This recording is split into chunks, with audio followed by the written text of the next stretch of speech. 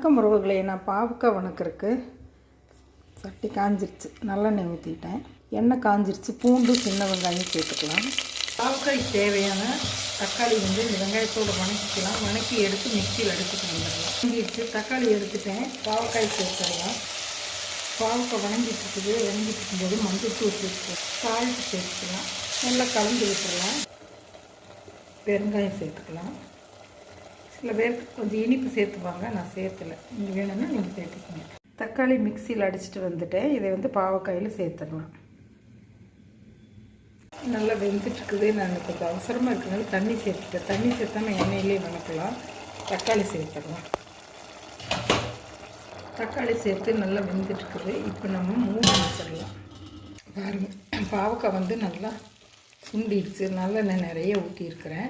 இது மிளகாத்தூள் சேர்த்துக்கலாம். நம்மளுக்கு காரம் எவ்வளோ வேணுமோ அவ்வளோ மிளகாத்தூள். நான் சாம்பார் தூள் சேர்த்துறேன். பாருங்கள், நம்ம பாவக்காய் கிரேவி ரெடி ஆகிருச்சு. இது சாதத்துக்கு, இட்லிக்கு, சப்பாத்திக்கு, தோசைக்கு, ஆப்பத்துக்கு, எதுக்கு வேணாலும் நம்ம வச்சு சாப்பிட்லாம்.